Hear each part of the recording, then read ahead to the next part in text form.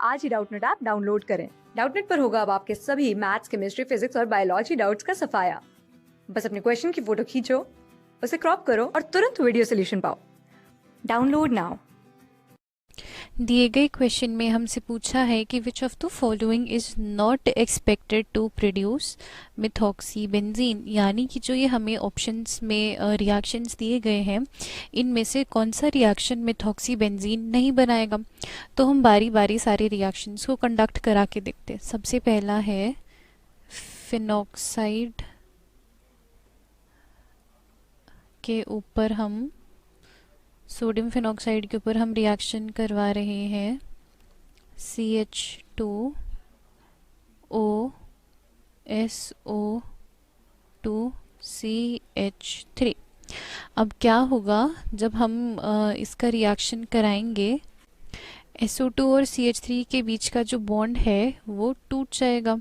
अब बॉन्ड टूट जाएगा तो CH3 इसके ऊपर अटैक कर लेगा और Na यहाँ अटैक करेगा, बिकॉज CH3 के ऊपर आ जाएगी पॉजिटिव पोलैरिटी और O मोर इलेक्ट्रोनेगेटिव है तो यहाँ आ जाएगी नेगेटिव पोलैरिटी, और O तो हमेशा नेगेटिव होगा ही, और Na पॉजिटिव होगा तो पॉजिटिव जाएगा नेगेटिव के पास और ये पॉजिटिव जाएगा इस नेगेटिव के पास। तो जो हमारा फाइनल स्ट्रक्चर है वो हमें मिल जाएगा ये। हेंस इससे हमें मिथॉक्सी बेंजीन मिल गया। अब हम सेकंड ऑप्शन देखते हैं।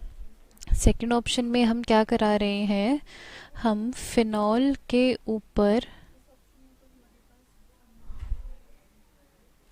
अटैक कराएंगे डाई मिथाइल सल्फेट का, जिसको हम ऐसे लिख सकते हैं SO4 है तो डबल बॉन्ड O OCH3, और ये अटैक हो रहा है in the presence of an alkali NaOH। तो जब ये रिएक्शन प्रोसीड हो जाएगा हमें जो हमारा फाइनल प्रोडक्ट मिलेगा that will be methoxy benzene plus Na2SO4 plus H2O।